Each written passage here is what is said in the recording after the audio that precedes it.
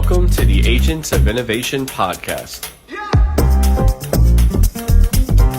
where we feature conversations with entrepreneurs, philanthropists, and artists. Okay, I want to welcome my friend Jean-Yves Aubone, Jean-Yves Aubone, back to the Agents of Innovation podcast. And you might have heard me say back to the Agents of Innovation podcast. Welcome, Jean-Yves. Thanks, Cisco. Thanks for having me back on and giving me a second chance to talk about some new and different things.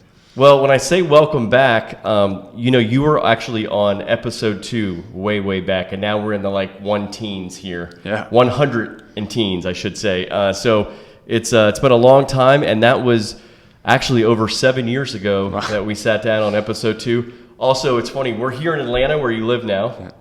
And as you guys can see, we're on video. This will be on YouTube. People can also listen to it on the regular platforms like Apple and Spotify.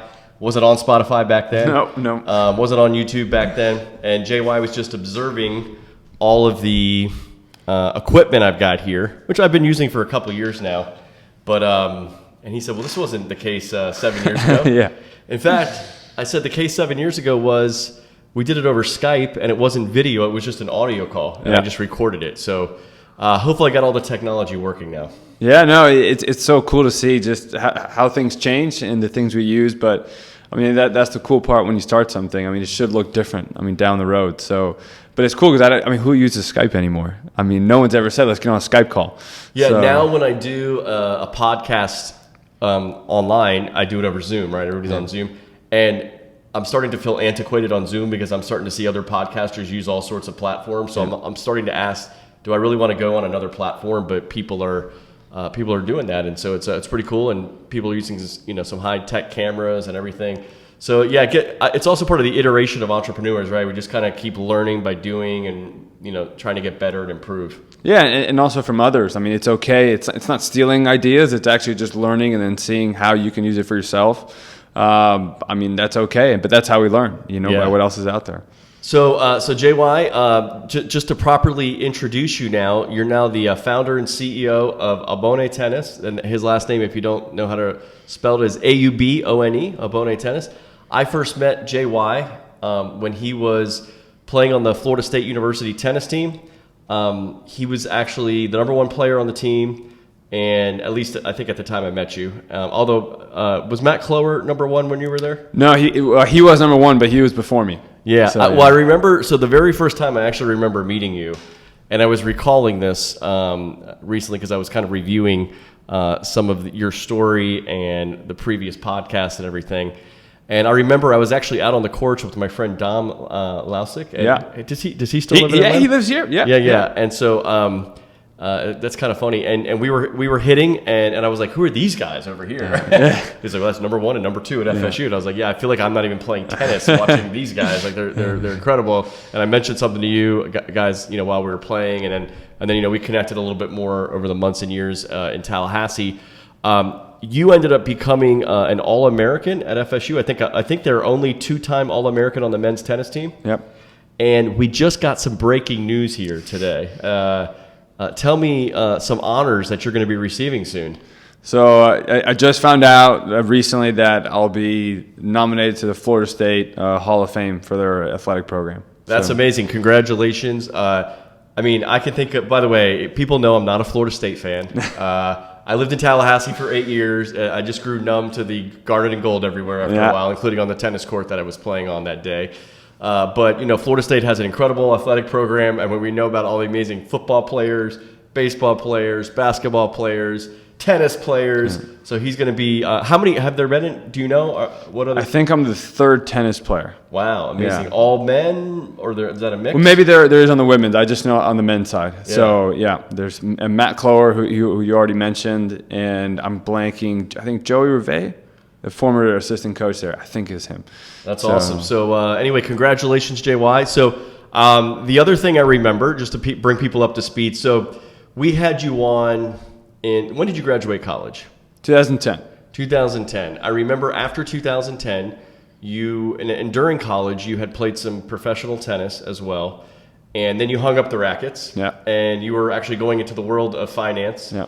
And you actually worked for a good friend of mine, George Avant. Yep. And actually George Avant partnered with a good friend of mine recently, actually Tyler Houston. I don't know if you know. Oh, Tyler. really? No, I didn't know. All of a sudden I look and I'm like, oh, so Tyler, you've got all my 401k retirement plan. So actually I've talked to Tyler a lot recently because when you're an entrepreneur, you need to figure out what's going on with your savings and your retirement and moving money around and all that kind of stuff. So, but anyway, him and George are actually now, I guess they paired up or whatever. They're partners.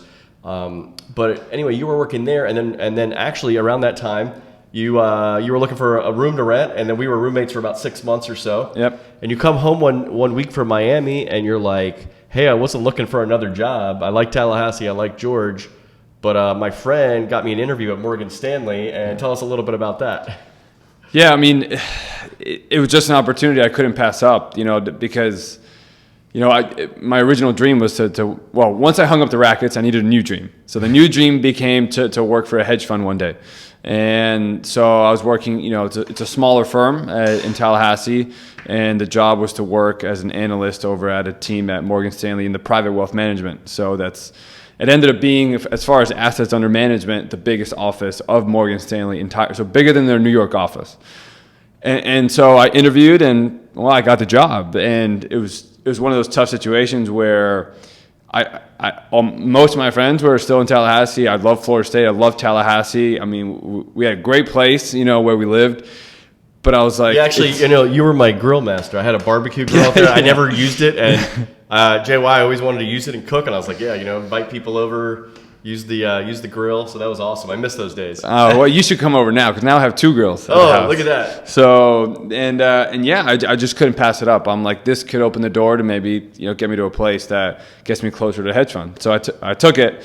I do remember being really sad on the way down, but I was like, I got to do it.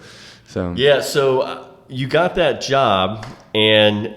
Then I don't think you ever saw daylight again for a year or so. Through the window. I saw it through the window. Yeah. So you're living and working in downtown Miami, which, by the way, Miami's blowing up right now, and it was in the process of blowing up then, I guess. But that was 2011, 2012? Yeah, 2011 to 2012. Yeah, I did 14 months there. So what was your, average day and week like then? 8:15 to 7, Monday through Friday. Sometimes on Friday we snuck out a little early. I can say that now. But it's not like I left at 4. I'm talking about 6:30. So, and just get in there. I'd eat lunch at my desk, and I'd usually eat breakfast at my desk because I was trying to sneak in every ounce of sleep I could. And I was usually one of the first people there, so no one cared that I was eating there. And I wanted to make sure I could eat before the market opened and the phone call started. So that was it. And just sat there. I had 3 computer screens in front of me. Looking at a wall, the nice view is to my back, not in front of me, and 3 computer screens going all day long with either trades or Bloomberg screen or, CNBC up in front seeing what's going on. Yeah, so then your tennis game went to crap. Yep. I don't know if I should say this on the podcast, but... you should. You can say it. You're like, yeah, you should come down and play me. You'll beat me right now. And I was like, I won't beat you. And I said... I'll tell you what, if I beat you, just thinking I would never, even have a chance against this guy, I'll actually retire from tennis because, at my age, in my, mid-30s or whatever at the time, I was like, there'd be no greater feat for me to have than to beat an All-American from FSU who formerly played on the tour. So that wasn't even a reality in my mind. But anyway, so we go out and we play on Christmas Eve or something, and... Actually, it was like a whole different person. It was where did this guy's game go? It was absolutely horrible. And somehow I get up, I think 4-1 in the first set. And then you come back to 4-all. You're starting to find your game a little bit. And I was like, oh, here it is. It's all over. And somehow we battled it out for 2 games, and I win the first set 6-4. Yeah. And I couldn't believe it. And then we continue playing the second set, and I'm up 3-2. Yeah. And this is where you should never talk, even to your friends. You should never brag. You should never trash talk. You should never, because we're sitting on the bench, and I was just I just go, man, I'm just 3 games away from never playing tennis again and playing golf the rest of my life. And he said nothing. And I never won another game. He won 6-3, and then he said, you want to play a tiebreaker for the third or a full set? And we played a full set. And I didn't see another ball. He's just ripping winners from the baseline, 6-love in the third set. So I say all that, JY, because I advance a couple months. I'm up in Tallahassee. I'm hitting tennis with our friend Coach Kevin Record. Yeah. And he says to me, "Hey, I heard a rumor that JY is out playing again, and he's thinking about going back on the tour." And I laughed at Kevin. And I said, "No, I just hit with JY. Like I took a set off him. Yeah. Like no, he's got this like great job at Morgan Stanley and all that stuff. He's not, you know." And so it just kind of went over my head. And then I don't know, like a few weeks, a month go by, and somebody else tells me the same thing. "Oh, I heard JY is going to go back on the tour. He's training again." So I text you, "Hey, are you training? Are you playing tennis again?" And you just gave me some cryptic text like, "Oh, I always try to play tennis when I can," or something like that. So I just went over it. Anyway, a few months later, tell us the story. So yeah, it's I gave up the job at Morgan Stanley. I guess when you had texted me, I hadn't like officially left, so I was just trying to keep it quiet. I respected the team there, and I just didn't want to get that out until it was official. I just reached a point where, I was legitimately miserable. It was bad. Why? Why were you miserable? You got a great job. This is the hedge fund life that you're dreaming of. This is where I found out a lot about it's not so much about what you're doing, but just like the environment you're in. And I still love the stock market. I still love all that. Literally before we got in, I'm still checking the market today. I do that. It's the first thing I do every day. I love it. But just the environment, the team, the stress, the way things were operating, it was something I wasn't used to. I don't know if that was everyone else's experiences, but I just knew it wasn't for me. But I didn't quite know it, and I'm an athlete, so I signed up to do something. I'm not going to stop. Until I realized, 8 months later, I'm overweight, I can't move, and I'm just miserable. Francisco's taking a set off. Taking a set off me, and I'm spending my Sunday nights actually dreading, what am I going to do the next day? And I spent most of my time actually thinking, well, what am I going to even do with the money I'm making? I have to start a business. I have to start something. I was already planning my way out, and I hadn't even finished my first year, and it just hit me I got to get out. And playing tennis with you was one of the first things, and then I played a little bit more on weekends, and I was genuinely happy. I was like, wow, this is fun. Again, I'd lost that in college towards the end, and so I just said, okay, you know what? What if I went back and played pro tennis? I spoke to my parents about it, and I didn't have any sponsor. I had a little bit of money saved up. It's not like I'd worked that long, but I was like, look, this isn't about me actually. I played the U.S. Open once as a wild card in 2008. I'm like, let's be realistic. I don't think I'm going to get back there. It isn't about that. I never played my dream was always play pro, but I never played a full year or two. So I did those pro tournaments while you were still in college. In the summer, or So I don't know what the full life is like. And I'm like, look, I know one thing, and that's tennis gave me the happiest moments of my life at that time. And I need to find happiness. And I don't know where this is going to take me, but I need to start down that sort of path.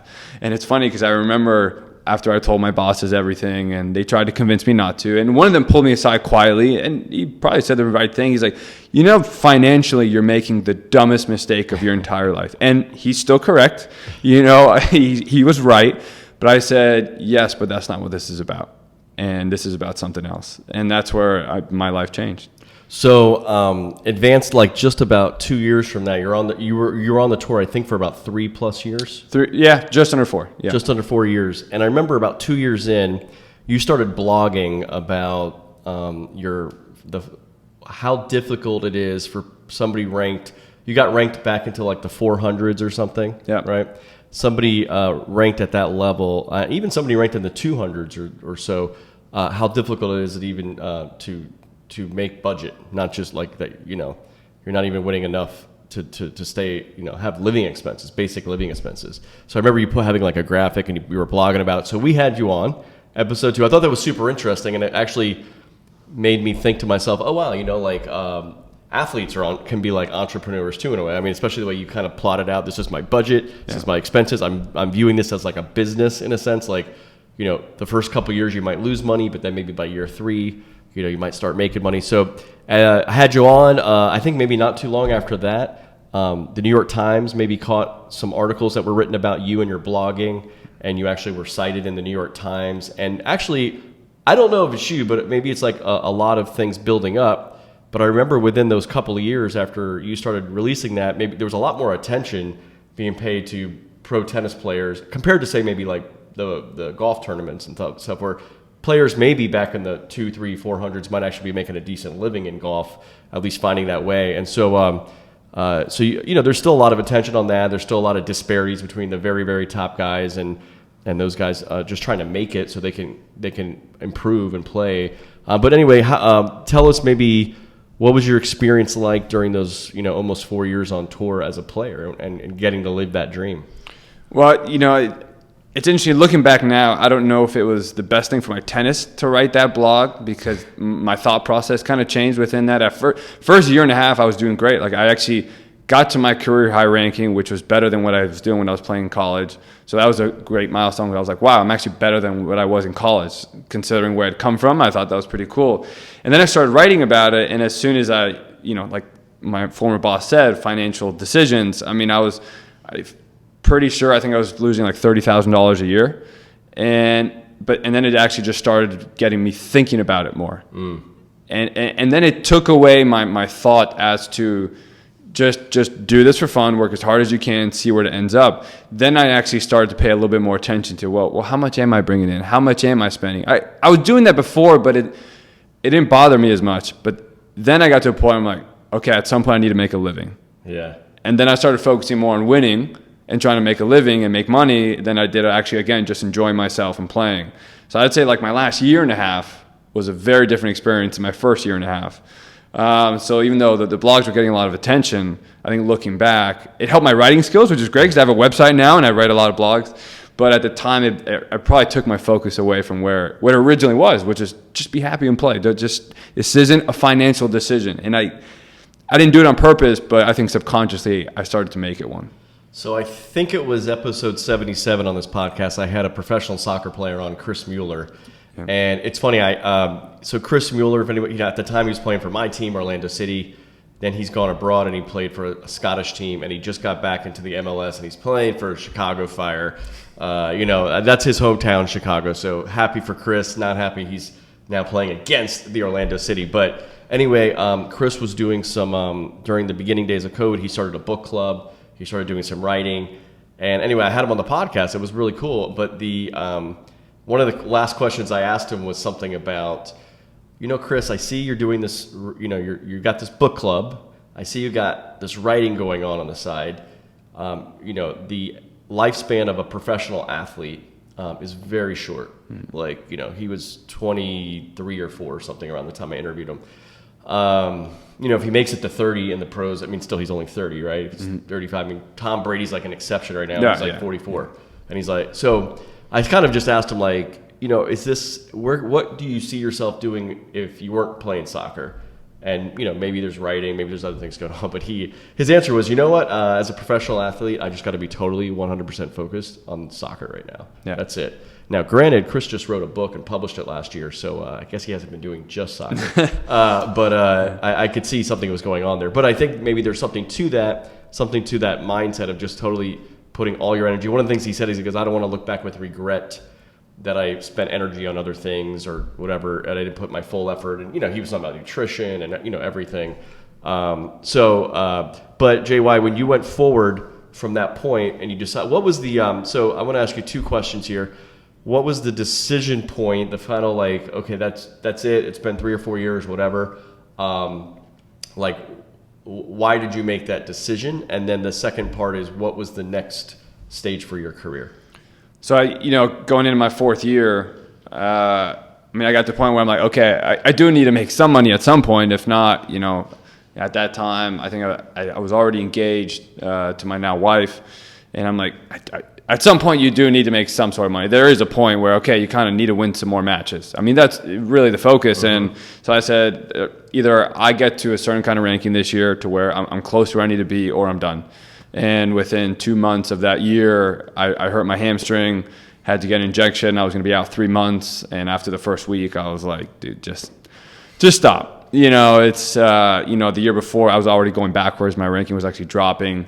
And so I just said, you know what, it's time to hang it up. And no regrets, because I tried to do everything the right way. It just didn't work out, which is fine. And then I'm like, well, I put so much time and effort into tennis. I already tried a little bit of the financial world, and I feel like I've learned a lot. So let me try to, give back some of this knowledge. And if I can help some kids have a better time on the court, be happier on the court, regardless of their goals, then okay, then this all served a purpose at least. So, and that's where originally then I said, okay, I'll get into coaching.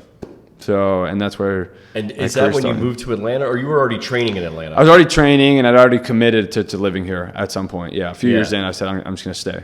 And so you were you working as a private coach individually with a team? Were you at a tennis center? What were you doing? So I originally, which will lead into where I think everything really took off, was one of my first jobs actually was traveling with Reilly Opelka. Who's now 17 in the world. He had just turned pro. He's 18 years old. He needed someone to travel with, and so his current coach was also working with another player who just had a different ranking, so they needed someone to help while there were different tournaments. And they gave me the call, but he had just gotten started playing pro. As we start talking, there's not a lot of money when you're just starting to play pro. Yeah. And so I said, okay, I'll start. And then I got offered a job at a country club here in Atlanta to run at a Cherokee Town and Country Club, where running the junior program, salary, benefits, everything. I'm like, money, I'm in the green. Great. I said, right, look, we did a month, and I'm like, look, I've had a lot of fun, but my bank account really needs this job, and it's in tennis. So I thought, well, it's tennis. This isn't financial. It's not corporate, right? It's a little different. So it's got to be a lot of fun. So I'll try it out. And then that's where that part got started. Yeah, so. And then I know that being that I was living in Orlando at the time, where we have the USTA National Tennis Center there now. You came down a few times. Were you on the? Tell me what your role. You were like a USTA coach or something? So that ended up happening after the Cherokee Town and Country Club. Okay. So, I spent a year and a half working at the Cherokee Town and Country Club. Found it wasn't quite my fit. There's just, again, it's amazing what you learn just doing different jobs. You can be in the area of the stuff you like to do, but there's still jobs within that area that doesn't fit what you want to do. So, I started to just kind of have some conversations with other people about what else was out there. And it turned out Reilly was, again, looking for a coach again. He was changing coaches, but this time it was different because he had already reached 120 in the world. He had his sponsors.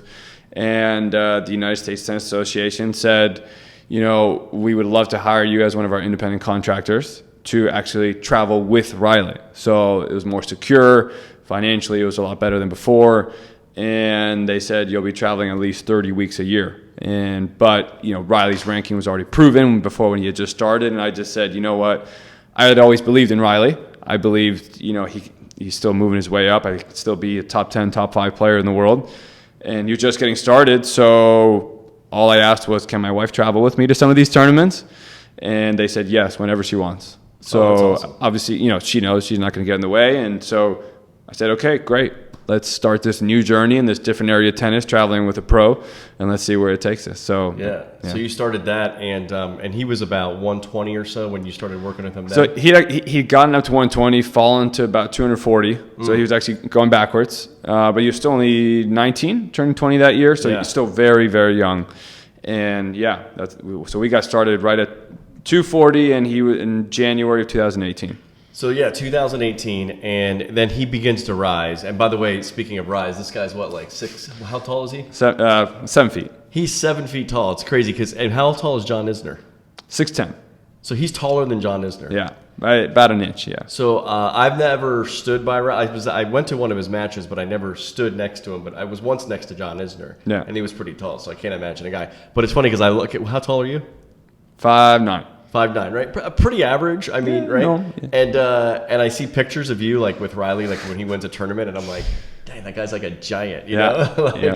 So, but anyway, no, so he was rising in the rankings through those years, and then, this is weird because in the last 2 years, almost every one of my podcasts now has a COVID moment in it, right? So just like everything else, tennis gets shut down. And by the way, again, just a personal, selfish moment for me here. I was I was so looking forward. I was actually going to go out and visit my brother who lives out, who at the time was living in Southern California in Santa Monica. And I was going to see my new nephew, who at that time would have been 2 months old. And I hadn't met him yet. And I was going to go in March. And it was great because I was like, oh, Indian Wells. Finally I can go to Indian Wells. And I'm texting with you because like I was going to go like in the second week. And it was like, I don't know, it was like March 8th or something, whatever that Sunday night was. And you're like, I'm out here, I'm in Indian Wells with Reilly, and they just, like all the players are here, and they just canceled the tournament. And I was like, what's going on? Why did they cancel? Because the NBA just canceled. So anyway, that was the moment. Tell us about from that moment forward, what that next 8-9 months was like, whatever. Well, I think for tennis it was much longer than a lot of other sports, at least in our country here, which was, we had to shut down. Everything was shut down. I think we started up again later that August, at the first tournaments in Cincinnati and New York. Well, they were all in New York, so there was just 2 weeks of tournaments there. But for us, we were granted, special permission to enter every country.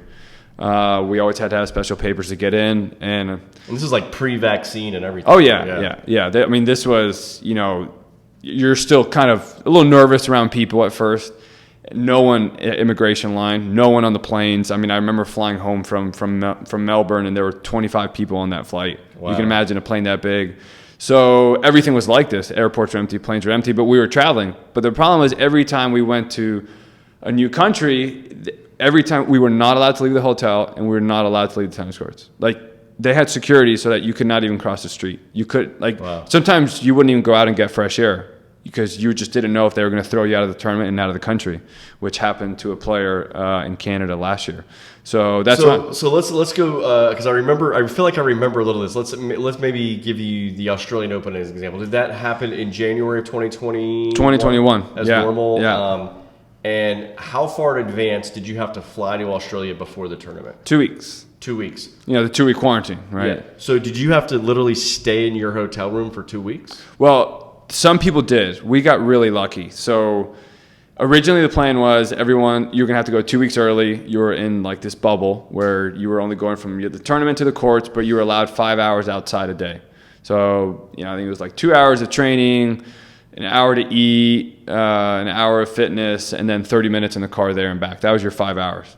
But then I guess what wasn't very... Are you getting tested every day? Every day. Every day you're getting tested? Every day, some sort of test. So, and I guess what wasn't very clear was what happens if someone tests positive upon arrival. Because everyone needs a test, but, you can have one test negative, and then 2 days later you're... because I think the rule was 72 hours before at the time, because back then you couldn't get a COVID test within a day. Like you needed 2 to 3 days. So it's 72-hour rule. Well, anyways, a couple planes had people that tested positive upon arrival. They tested negative at home, they get on the plane, and they test positive. Originally, what we were told was they were going to separate everyone on the plane. So like I had my own row on this huge plane, which was fantastic, so that then they could only just put the people that were within that small little area in quarantine, but the rest of the plane was fine. Well, they ended up deciding that they wanted to put thanks to the new strain from England or South Africa, who knows, one of those, the entire plane had to go into quarantine for 2 weeks, just in case. Yeah. And I think there were 4 planes, maybe 5, where someone tested, I think, out of like 10. And so we were fortunately, no one on our plane tested positive. But when we first got there was so much confusion with all this because of the rules that I did spend the first 3 days inside the hotel room without leaving. And we were told on the third day, you're going to leave. Like, hey, it's okay. You're good to come out to practice. Not your practice at 9 a.m. You'll get picked up. And we sat there waiting. And that was actually kind of the worst because we're ready to leave. We're excited to leave, get some fresh air. Our hotel did not have windows. Oh. And 9 a.m., they didn't have windows. Well, sorry, windows you could open. Windows like you could open. So, okay. Yeah. And, they're supposed to knock on your door and they lead you out.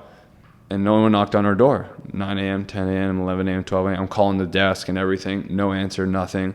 We're all kind of freaking out. We're like, so it was, for us, it was tough. So some people had to do a 2-week quarantine. They finally let us out on the 4th day. But then we couldn't leave this bubble for, 2 full weeks. Yeah. So anyway, it's got to be challenging just kind of going. But it's also got to be weird. What was it like so you're a coach. And a lot of those early tournaments, I assume, including the Australian Open, there were no fans, right?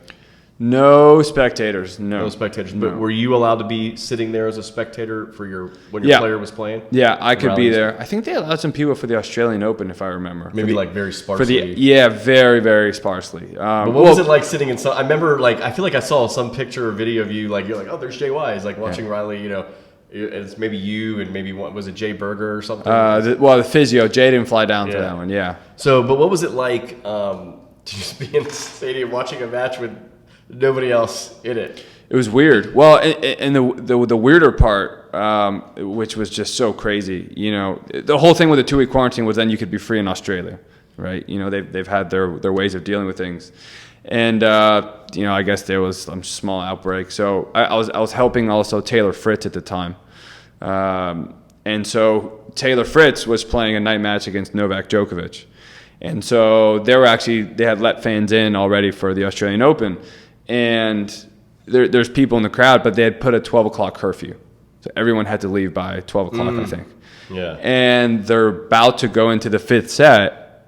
And, they told everyone you have to go home, and we could stay and watch, because we're part of the team. And no one wanted to leave.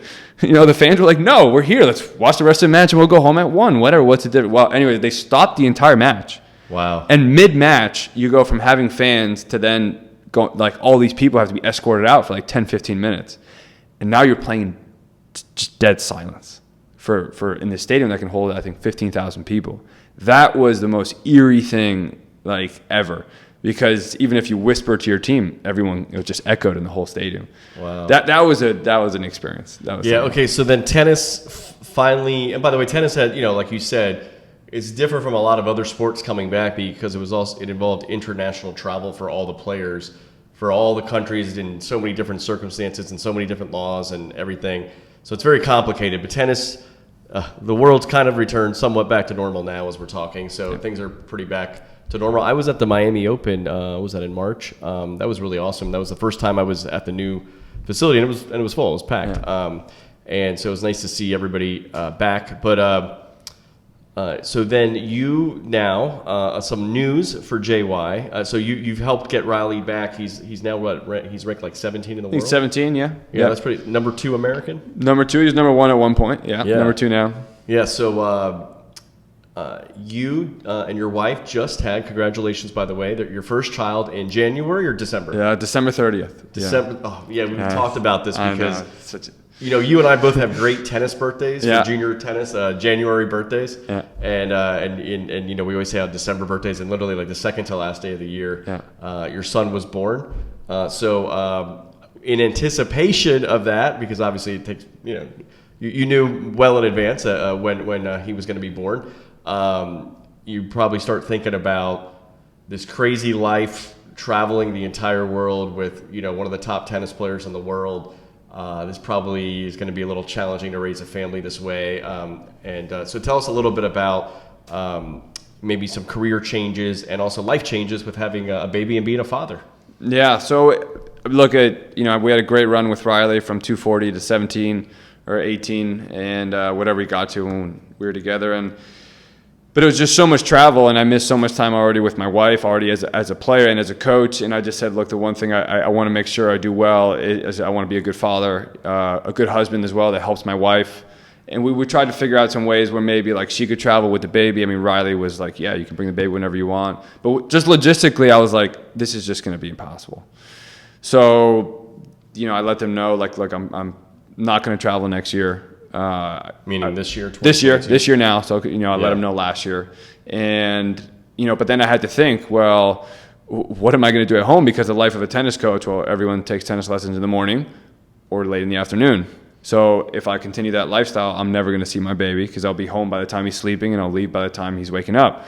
So I said, the only way I can stay in tennis is somehow I find something different. But there was nothing different. Either, at least on the coaching side. And so that's where I just started thinking, if I don't figure out something, I'm going to have to leave tennis completely. Because I knew one thing for sure was with my experiences in at the country club and then working in finance was, at all these places, most people still have jobs that take them away all day long. And I never wanted to go back to that. I wanted to have some sort of control of my schedule. If my wife needed me to be home within an hour, even though it wasn't planned, I wanted to have that flexibility, because to me, family comes first. Yeah. And I said, I'm never going, as long as I have the power, I'm never going back to that if I can. And so I spent quite a few months trying to figure out, well, what am I going to do? And I just started to, and I'll go back to this, and this is, I've been listening to your podcast for years, and all these people, and you as well, who have left their old jobs and started their own companies, become entrepreneurs. And I just kept thinking, wow, it's just so cool. But like, how can I do that in tennis? Like, I want to be an entrepreneur, control my schedule, but there's nothing like this in tennis. So what do I do? Yes, I can try to just teach privately, but then if it rains, I don't make money. But then I still have to go teach at crazy hours. I'm like, I need to figure something out. And just within thinking about, I was still working with some kids at home when I would come back from traveling with Reilly, and just asking them a lot of questions about, okay, well, what have you been doing when I've been gone? What has your academy been doing for you? What's your training been like? I started to see at least two things that were missing, which was, one, none of these kids were having their coaches come watch their matches. And so no one was ever actually reviewing their competition. And no one was actually helping them structure their development, their training, their life, their week. What's it supposed to be like if you're trying to be a high-level tennis player? And I just remember being frustrated all the time because I couldn't do anything about it because I was traveling with Reilly. And I'm like, man, but there's nothing I could do. I got to hit the road. I'll see you guys in 6 weeks. So I said, okay, well, maybe I can try to do something in this area. Well, what can I do? I'm like, well, I don't want to do a full-time academy because, again, that's going to be too much time. So what do I do? And so I looked at some of the things that we were doing with Reilly, and basically every match of his was being recorded with a camera. Now, they were being televised, but, all the matches were going on a platform. I spoke to the owner of the platform, which is the owner of the company that uploads the matches to Dartfish. It's a huge software program. And they do this specifically for the professional tennis players? Well, I thought it was only for the pros. Mm-hmm. And then I just kind of started looking for their website, and I saw that they had some junior academy packages. So I'm like, well, this is really interesting. So I called him. I'm like, hey, so you guys do this stuff for kids? And he's like, yeah, we can do this for any tennis match that's recorded, actually. And I was like, oh, wow. And I just needed a GoPro or any type of camera like that, and I could upload to them. And then then I could start watching these kids playing their matches, and then I could actually see what was going on, because in the past, they were telling me what to work on based on what happened in the tournaments. But how is someone who doesn't know the sport supposed to tell me what they need to do? Yeah. But that was actually the structure of every academy.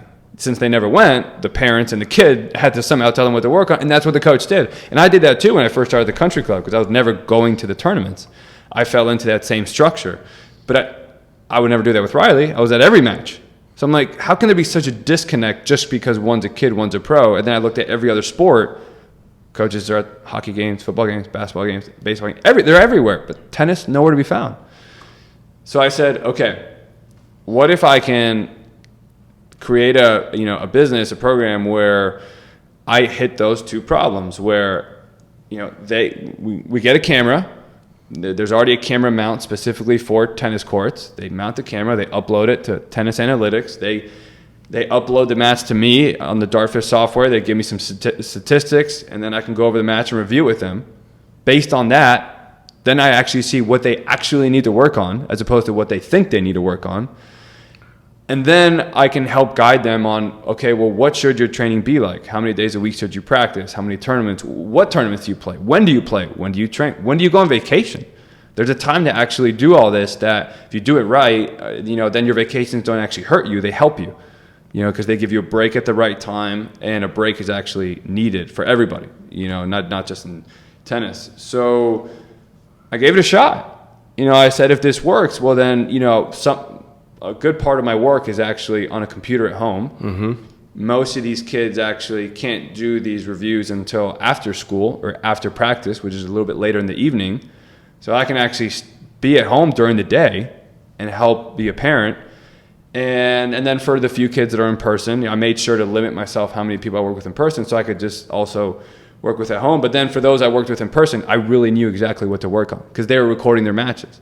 Yeah. And sometimes I do go to the matches and I'm there in person, but I can't be everywhere. I work with more than just one kid. So, if multiple kids are playing on one day, which is what would happen to academies, they go watch one kid, well, they miss everyone else. Well, I don't miss it now because they're all recording the match. So I still get to see all the kids at some point, and now we can be really effective on what to work on. And I'm covering the area that is not being hit, with the academies. It's funny. You say something here, and I grew up playing junior tennis too, and I could think back, and my dad was my coach throughout the whole thing as well, but we also went to a lot of other coaches during the years.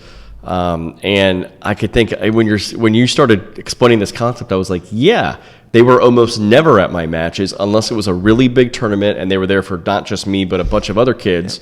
Yeah. And they might see a set or a few games or whatever, but they definitely weren't seeing all my matches or most of my tournaments. And junior tennis, you play a lot of tournaments, right? So, but then when you just sat here and compared it to other sports, when I played soccer when I was a little kid. It's essential to have the coach there. You couldn't have the game without the coaches. Football would be the same, basketball would be the same, all these sorts of things. So that's really interesting. You really point out something that's missing in the world of tennis, particularly junior tennis. The coaches are primarily not at most of the tournaments for the kids they're coaching. And we think, and it's kind of weird for people who maybe are outside the tennis lifestyle or what that's like competing. They might not even get that this is like a concept. Now, high school tennis, you were part of a team and the coach was always there as well. But for the most part, most high schools, the high school tennis coaches are not like the best coaches out there available, right? There could be a teacher, or most of them are just teachers, or they could be like a pro hired by a local pro kind of hired by a school or something like that. So, but with that said, that's different. But most of your tennis, your really high level stuff is not in high school. It's the USTA tournaments and things like that. And so that's really interesting. But what I also like what you said when I heard there is you identified first of all something that's missing, but you also identified like a problem, right? And that's what entrepreneurs do. Like entrepreneurs are problem solvers. That's when I've been as you've listened to many of my podcasts and. As I listened to all these entrepreneurs over the years, that's one thing I noticed. Like they zero in on a problem to solve. So you're solving a problem. Maybe you're going to be a trendsetter now. Maybe a lot of other coaches might follow this if you're, successful at it. But going back to it, a few things I've also noticed from you. So you've got a newsletter, which is great. I subscribe to it, and so whether you are actually like in the tennis world or got a kid in tennis or whatever, I actually think JY's newsletter is really good. And people can get it how? What's the website? AboneTennis.com. AboneTennis.com. Right. You go there, you can click and subscribe to the newsletter. How often does it come? When there's two, right? So I have the regular blog that anyone can read that. Okay. That's just, they're all free, but one I just post for everyone. And then there's one that's for subscribers, but also free where sometimes there I just go more into my own thoughts as opposed to trying to like teach something about junior tennis. And that one's also free. That's the Coach's Diary. Yeah, what I love reading about that, because a lot of times you focused a lot on mindset, and I see so many parallels, like things that you're talking about that are for tennis. I'm like, oh, this could apply to like so many career fields, not just tennis. Like just, it could be, you're talking about coaching, and it could apply to coaches I might need outside, in career coaching or something like that. So a lot of your things I think are very applicable across different fields. But of course, if you're in the tennis world, it's very specific to that as well. So that's great, and I love seeing that. And then also, with that, you've got, you're on Instagram. What is your Instagram account? Abone Tennis. Abone Tennis as well. So this is very easy. Abone Tennis. AUBONE. Abone Tennis. And but also, I saw something recently the other day, and I think I sent you a message because you did a little quick. Maybe you posted. So you sit there, as you just said, with the young player, and you've analyzed their match through.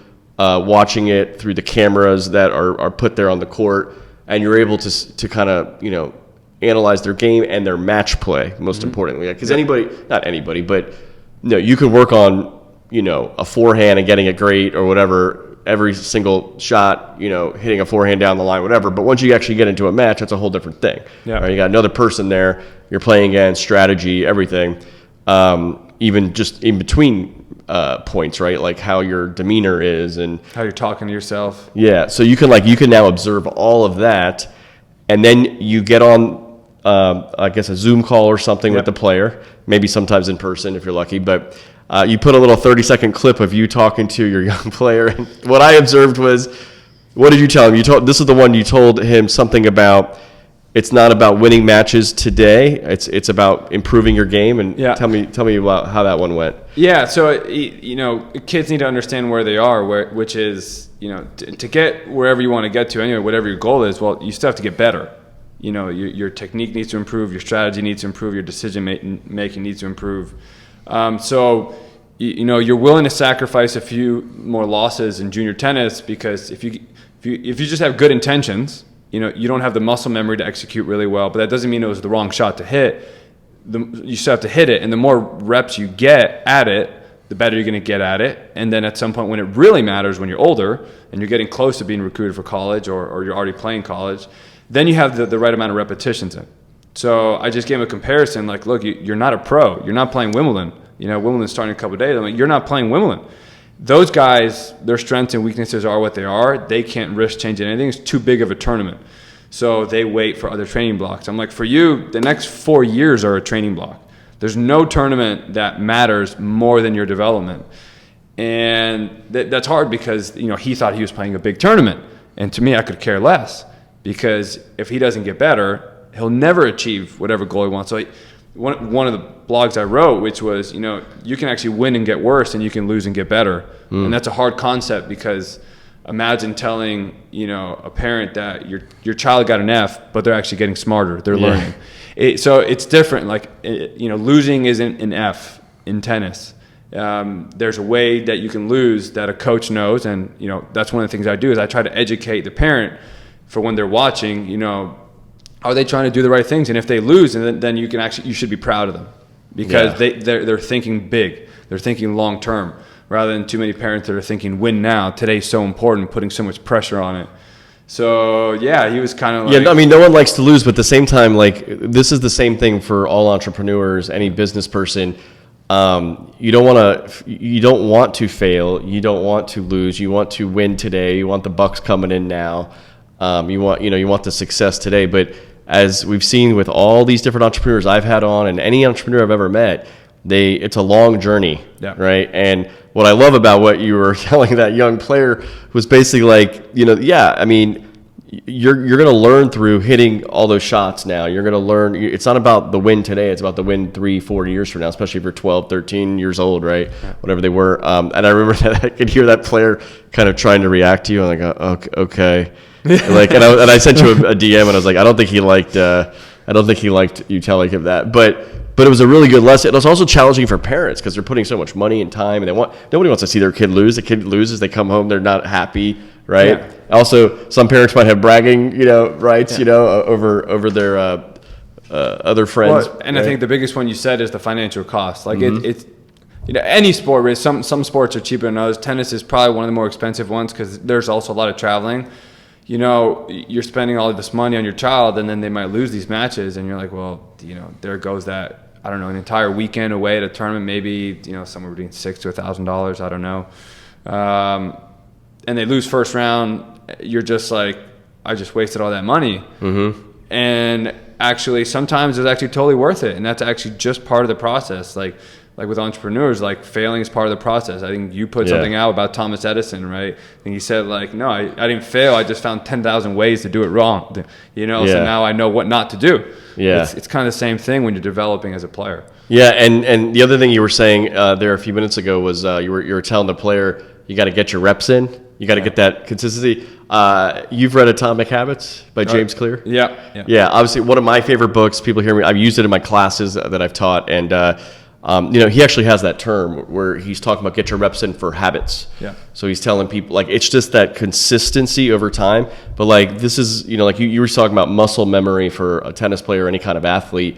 You might miss that shot right now, but that's the right shot to hit. Just keep getting your reps in is what you said. And so I think that was really good. But again, all these things are relative. You can go both ways, right? You can take the entrepreneurial mindset and apply it to a young tennis player, but you could also take what you're teaching to a young tennis player and apply it to any kind of entrepreneurship. That's kind of what I see. Well, and everything is about the mindset. Like the actual way of doing anything is usually relatively simple when you boil it down to it.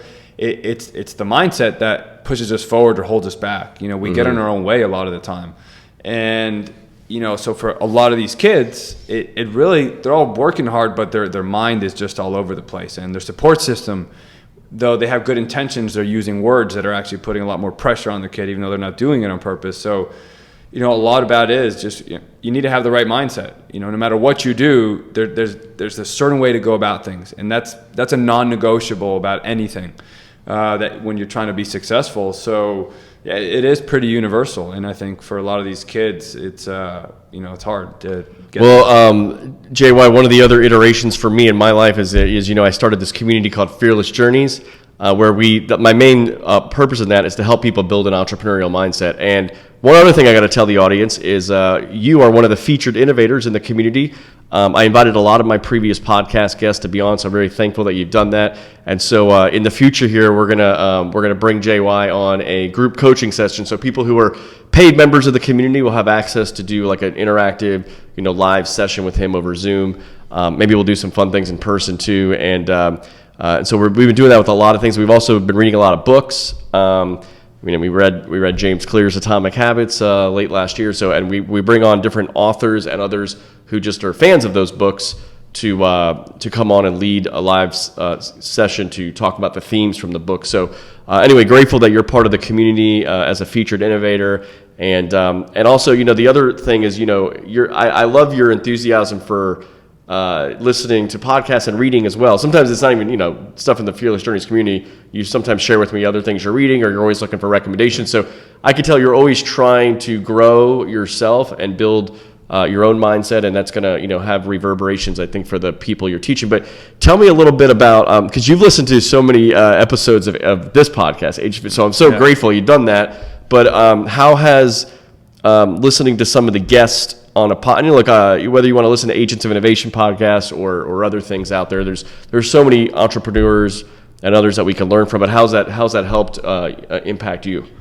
Well, the biggest way is, you know, almost every other podcast, you know, their guests they try to get the most famous big time CEOs or these huge companies, and so you think that if your idea doesn't change the world, then, you know, go as a public IPO, then it's not a good idea. And actually listening to all the entrepreneurs that you had, I just found, like, you know, you can still have your own business and pay your bills and support your family and do something simple and small, and maybe you never go IPO, but you're still controlling your own life, your own schedule, and you're doing what you love to do and the way you want to do it, and you get to bring the people around you that you want. And so that's what actually got me to start thinking actually something a little smaller, something a little simpler. Where before I kept trying to think about, well, what restaurant concept or what tech concept or this app that no one's thought about in areas that I had no knowledge of in the first place. So of course I get frustrated and give up and move on to something else. And so that's where it just helped me. And every one of these entrepreneurs, they started something within their own background, their own knowledge, their own hobbies. So that's what got me thinking, well, what do I love to do? What have I spent the most amount of time on is tennis. So I just started thinking about, well, what do I want to help in tennis? I love helping kids. I got so upset seeing all these kids failed by the structure of their academies and their development and I got so upset thinking that they're not failing because they're not good enough. They're just not failing because their structure isn't good enough. So I want to help that. And that's how it started. So that's where it brought me all back to something simpler. And well, here I am. I mean, I've been 8 months at it now, and I mean, I'm still in business, you know, I'm still alive. So I've been paying my bills, and it's been great. And I'm extremely happy. Yeah, that's awesome. And, you know, it's great to see that and hear that, and makes me feel like it's worth, doing the podcast, even if you're my only listener. I was actually saying for years, and kind of still believe this, that even if no one was listening to my podcast, the fact that I've been able to sit down and have 112, 15 conversations with all these people one-on-one. I learn every time and I get inspired. Honestly, part of the reason I started Fearless Journeys was after you sit down with like 80, 90 entrepreneurs, every single one of them, you walk away and go, man, I wish I was doing something like that. I wish I was doing something like that. But you're right. It's like there's most of those people that I've had, I could never actually do what they're doing because either it's not my passion, it's not my experience, it's not my expertise, but how can I use the their example and model that for something I am passionate about with something I do have expertise in, and then go do it, right? Just, entrepreneurs are doers. They're people that take action, right? You've taken action multiple times to do it. You've also followed your passion and your love and all that, and you've also done it by keeping your priorities in check, right? I mean, I think just when you were engaged and trying to figure out how can I spend more time with my future wife, and all that, and then when your wife became pregnant later, and okay, I got to be a dad now. I got to be present.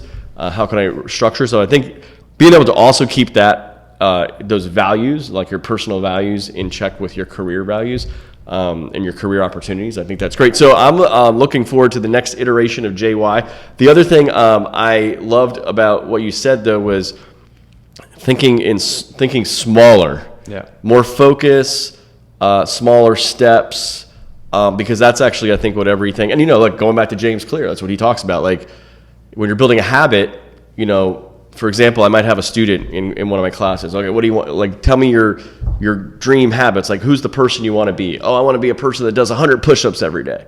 Okay, well, James Clear actually has that example in the book. Like, if you go from 0 to like trying to do 100 push-ups every day, like by day 3, you're probably going to be done, because you're going to be like, oh my God, 100 push-ups is a lot. But if you're like, hey, let's start with 10 push-ups every day, and then I become a person that does push-ups every day. Yeah. Or a writer, he says, maybe that's why in his little habit journal, he actually has a 1 line per day, just to get you thinking about writing something down, 1 line per day.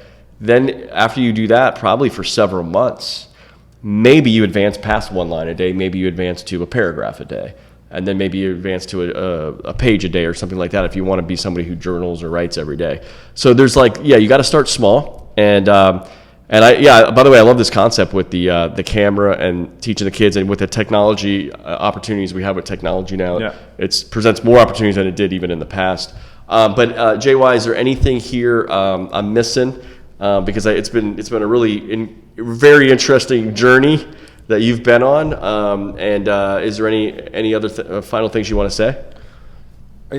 Well, I don't know if this is a mean thing, but I do want to thank the corporate structure. This relentlessness to just keep you in the office, and you have to show up at this time, and you have to leave at this time, and to kind of make me frustrated enough to know that I don't want to go back to that. And I think after years of doing that, and I didn't even do it that many years, there's a lot more people that have stayed longer in corporate America until they finally changed, or some are still in it and they just can't find a way out, and it's tough. So thank you to them for making me miserable, to be honest. And I'll never forget that experience. It was a great experience. I don't regret it at all doing it, because I learned about a different way of life, and I learned, at least like Thomas Edison, some ways to not do things, some ways to not live my life. And I kid you not, I think about that every day. Well, it's really interesting because, I don't know if most people listening to this podcast, or just most people in general that probably work for someone else, and probably work for, in some kind of corporate structure, maybe a 9-to-5 job. But the benefit of that, right, is it's security to some degree. It's maybe comes with, health insurance. It comes with all sorts of benefits, maybe a retirement plan. Mm-hmm. All sorts of things. And so I think a lot of people who are in that structure, they may not totally love the job. Some probably do, whatever they're doing. They might like it. They might like their colleagues. They might maybe they got a great boss, and whatever, that instills good leadership in their culture. But they may not love it totally, and they might wish they're doing something else, but they're maybe afraid, or it's just they don't want to, there's more of an uncertainty by going out on your own and being an entrepreneur. Or doing something, entrepreneurship creates some freedom, but as I was telling somebody yesterday, it creates freedom, but it creates a ton of responsibility too, right? It's all the responsibilities on you, and not everybody wants all of that, and they maybe want a little more security, even though you could probably be laid off at any time, at any job too. But can you just talk about, what are your thoughts on that? Because you seem to not like the corporate structure for all the, a lot of different reasons, and maybe a lot of people don't, but you were willing to say, kind of like, screw this, I'm going to go do something else. But what is it about you that might be different than somebody that says, I'd rather have the security of the corporate structure? Well, I think and I think this goes directly to maybe the people managing these corporate structures, is you can be in a corporate structure, but then, the role you're given is actually like, okay, yes, these are the times we'd love for you to be here, but they have more freedom within that same role. So like if I'm within a corporate structure and I'm given a role, but then, everything I was being told was always changed the way they actually wanted to do it. Well, I had no freedom now. I was actually doing whatever they wanted me to do. So I couldn't innovate at all. I couldn't have my own thought process. So I know there are a lot of companies where it's like, here you are at this job and they tell you, these are the things we want you to do. And this is the objective. Do it however you want. Just turn it in by Friday. They don't they're not double checking you, overworking you. And it's just, so that there is freedom within that. So it depends what your corporate structure is like. And if you don't want to leave, then maybe ask for a little bit more freedom, something to get them to kind of get off your back a little bit. Yeah, one thing I've heard some people say is, when you're either getting a new job or maybe at a point where you're asking for a promotion or you've been there long enough and you want to ask for things, maybe ask for time off. Like if you're somebody who likes to travel like me, maybe say, hey, one thing I'd like, instead of asking for a raise or something like that, maybe I'm going to ask for, hey, I know you normally come with 2 weeks of paid vacation. Could I take 4 weeks? Whether maybe it's not all paid or whatever, or maybe opportunities to work remote. Like nowadays, a lot of people work remote because of COVID. But I remember 2014, 2015, actually somewhere around that period, I was still working at the James Madison Institute in Tallahassee, and I just started noticing that when I was traveling, I traveled a lot for my job, but when I was back in the office, I got so much less done because I was inundated by everybody coming to my office, asking me questions, the phone ring, and all these other things. And I needed to be present with my colleagues at some point, but when I was back in the office, I felt like every day was. So I asked my boss. I said, "Hey, could I work from home when I'm in Tallahassee? Can I work from home 1 day a week?" And I said, "You know what? I'm also going to ask you. I'm not going to make it Monday, and I'm not going to make it Friday because then you're going to think I'm trying to take a 3-day week, and I'll make it Thursdays." Yeah. And by the way, I didn't even work from home every Thursday because there were some Thursdays I was like, I actually need to be in the office today for whatever. Maybe there was a meeting or something. But my boss, I did a good job, I think, well enough at least, and that he said, yeah, sure, as long as there's no other reason to be in the office, work from home on Thursdays if you want. Great. Well, then the next year it was, hey, can I move to Orlando? So anyway, but I think that as long as you can, I think, prove to your employer that you can still be effective, and the 9-to-5 structure doesn't determine your effectiveness. And my boss knew I worked more than 40 hours a week. I mean, I needed to really do that. As a salaried position, a lot of people are in that kind of role as well. So if you, but hey, I might work longer hours one day and take a few hours off another day and have the freedom to do that. If you can do that in a corporate structure, I think that's great too. It gives you more freedom. But anyway, that job you were in, there was no Morgan Stanley. There was probably no wiggle room for something like that, right? Well, I was younger, so I didn't even think of that stuff. I always take that into account. I was much younger. I was 23, 24. And I should also say, when I was younger, I wouldn't have thought of that either, and I probably wouldn't have been in a position to have been. I hadn't had the time to prove myself yet. Which is great, because if you're 23 years old and you listen to this podcast, well, maybe now you have a great idea on what to ask for next year, which maybe you won't get a raise, but maybe you can get something else that still benefits you, that makes you happy. Yeah. And maybe you stay in that job long enough that you can actually move up into a different role that is actually better for you. You didn't have to leave the company. You didn't have to leave your structure. So yeah. Well, anyway, there's a lot here we can continue talking about, JY, but it's been awesome to watch your journey. So we had you on episode 2, more than 110 episodes later. We're back here. We're in Atlanta now this time. We're in person. We got new equipment. You've got all your technology you're using with your players. You've got a wife and child. So you've got your hands full in a lot of ways. And also, by the way, once in a while, you're still going out with Reilly or whoever, right? I mean, I just saw that you were in Houston with him in April? I was in Houston with him. So, he needed somebody. It's in the States. It's a short trip. The international trips is when you have to leave so early because of jet lag. So I'll still sneak one in there when he needs some help and his other coaches can't be. And that was his first. He won the tournament, his first clay court championship. Yeah. Which is pretty amazing. So so that's great that you were with him, for him, and with him there.